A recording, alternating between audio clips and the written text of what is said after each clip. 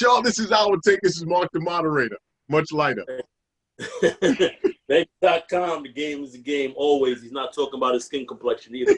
It's Lee, it's only family, Brooklyn forever. That's it, man. Yo, AV the process. Shout to Mike Nolan for messing up our Sunday. Yo, so all right, Bank. So lead us in with that. Bring that back once again. This is our last segment on coaching. Go ahead. Okay, so the question is, what makes you a great coach? Like I was asking, is Brad Stevens not a great coach because his team has never made the finals or he never won a chip? You have to win a chip to be a great coach. That's absolutely a great question. Okay, hold on. Wait, because once again, and I think the word is used very much is thrown out too much. Great. We use this term great so much. If you can't, how can you be great and you've never elevated beyond average or beyond good? I just don't understand that.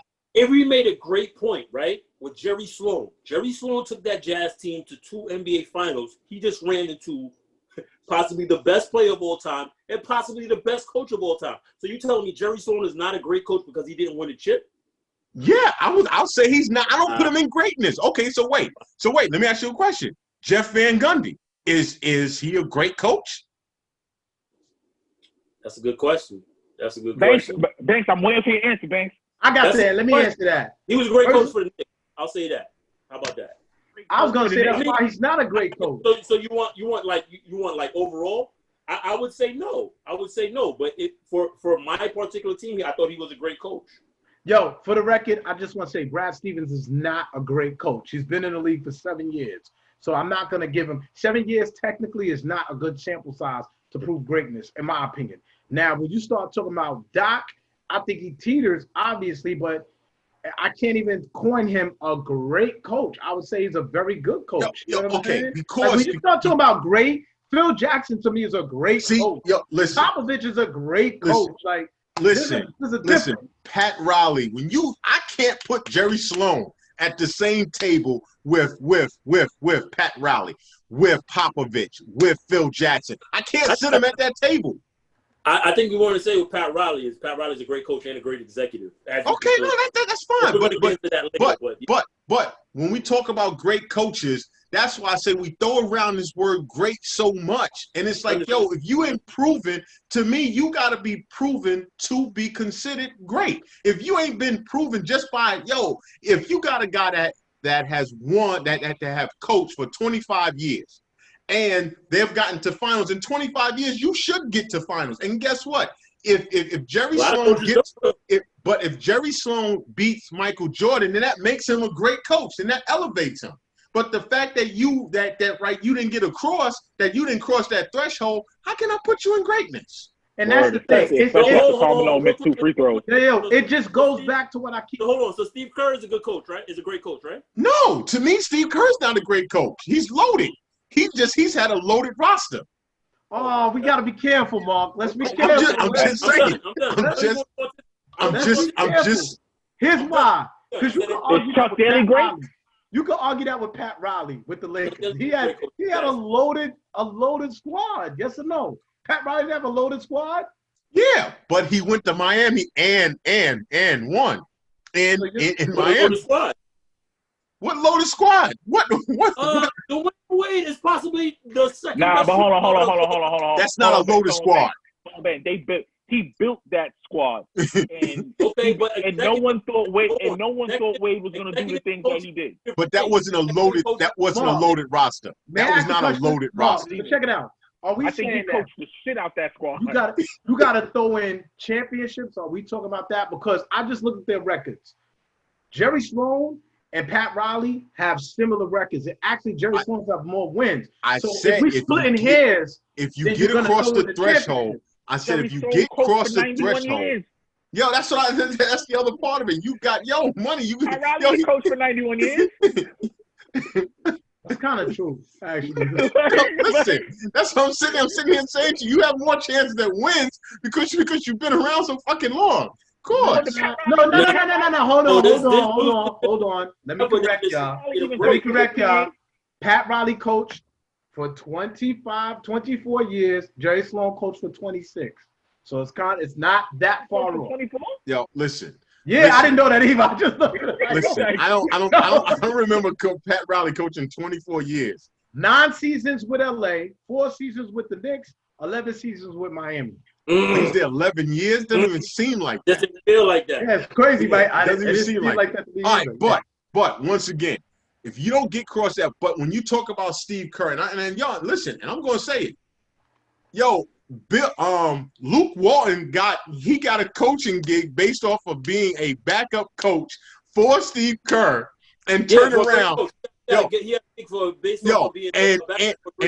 Wait, let's be real. Luke Walton ain't been shit since. All right. So once again, when you talk about a loaded roster, he's still coaching. He's still coaching. He's still coaching. He got the Kings. He's Sacramento. The Kings. Oh, they actually had 2 good. They actually had 2 good seasons. No, they didn't. No, they didn't, Leaf. Look at the records. They did not have 2 good seasons. Bro, they finished 500 last year, bro. They was 41. That's a good season. That's a good season for Sacramento. Yo, no, hold on. Hey, Avery, just hold on. Avery, just fact check for me. Let me know what Sacramento's last 2 seasons. I think they're under 500 the last 2 seasons. I'm pretty sure they are. And they did. So, but the point I'm trying to say is, here's the thing, right? I think we're talking about the chicken and the egg argument, right? In order to be a great coach, you need great players. You cannot be a great coach with subpar players, man. But, I don't care how you slice it. But once again, let me just say this. Just like, okay, Chuck Daly. Would you say Chuck Daly would? Now, he got 2 chips back-to-back. Was Chuck Daly a great coach? Yes, and he had superior talent on that team. Hold on. Wait. Hold on. You're not gonna do this. You're not gonna do this to my bad boys, bro. You're not gonna do this. Wait. This is superior. Hold on. Superior talent or that was just a well put together team. Now, superior talent. They just missed 500, Avery. Just missed. There were 10 games under, man. No, I'm talking about the year before. It was 39 or 43. Okay. But Luke Walton didn't coach them the year before. No, yes, he did. No, he did not. He was coaching the Lakers. Don't do that. Oh, that's right. Yeah, That's right. You're right. Go ahead. Yeah, so Luke ain't shit. Carry on. No, all I was saying is that Joe made the Hall, right? Did Joe make the Hall? I don't know if Joe Dumars made the Hall. Chuck Daly, Luke, no. Dumars is straight too far from the study, but you had Isaiah Thomas, ultimate great point guard. Dennis Rodman was the best power forward. You said superior, though. 2006, he's in the Hall. Let's superior. go. Okay, yeah, they weren't loaded. Okay, that's where I stopped you. Listen. I think there's a great table, and then like there's people who standing around the great table, and then there's a very good table, and there's people standing around that table, and so on and so forth, right? So there's maybe 4. Well, in my lifetime, Mark's been around much longer, but there's probably like 4 people at my great table and shit like that. But I will say that I think Jerry Sloan is standing at the great table. He don't got a seat, but he's standing there. I would put Jerry Sloan there because if Karl Malone makes 2 free throws and delivers on a Sunday, is a different story. Yo, the only thing I'm going to say is this: when we talk about great coaches, I think that title, that mantle should be left to guys that have done it multiple times, multiple places, and that's when I could say when you talk. So where do we put the Rockets coach? He won back-to-back chips. Rudy T. Great coach.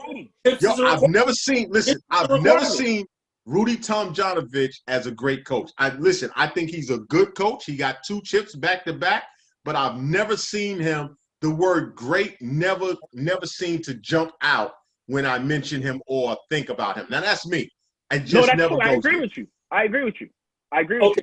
This is probably one of the only times I'll agree with Mo. I think the word great. Oh, shit. He said the only time. Damn. No, I think the word great, I think Hall of Famer, I think we've come into a point in society where these words are overused.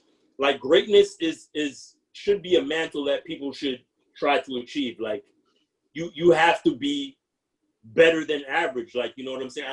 I agree. I think Rudy Tomjanovich is, I wouldn't necessarily say a great coach, but he's above average, borderline on great. He's standing at that table. You can't have 2 chips and not be at that table, man. He has to get some credit for that. That's not just Olajuwon.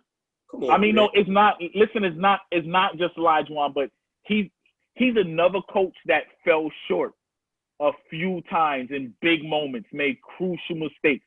You feel what I'm saying? And then when you had a squad was like, all right, it's going to be Houston coming out the West. They never seem to get this it right. FYI, 12 years Rudy Tomjanovich coached. 6 of those 12 years he was under 500. Only 4 of those times he won 50 games. Okay.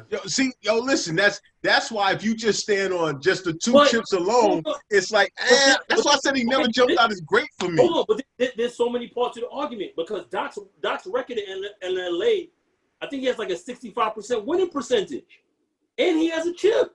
And if you look at Doc's overall record, he's probably at about, I want to say 65. Doc's overall record is good. So Doc there's so many things involved. And when he come to Philly, hold on. Wait. Because if you add in his Boston record, he lost a couple years in Boston before they made that trade. Those years brought that record right back up. I'm telling you. Right. So, but listen again. I come back and say it.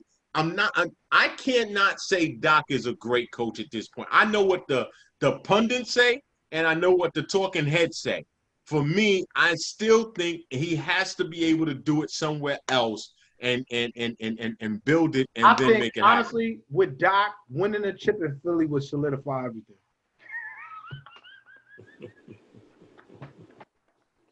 I think we're done. Yeah. Don't worry. Austin Rivers is going to be your starting point guard. Oh, shit. I mean, I think but like you were saying, I think we gotta stay off that word great, man. It gets thrown around too loosely. But when I say that about players, I get killed on this show. Yo, listen, because there's not a lot of great players. I keep saying it, but we're gonna talk about that because there's something we're gonna talk about next. So, y'all, this is our take. Thank you for tuning in. Say that again, Banks. I already think I know where this is going, but we'll see. Maybe I'm wrong. Maybe you are. All right.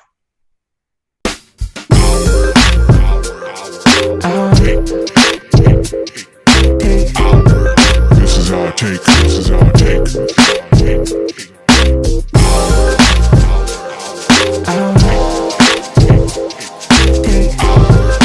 is our take.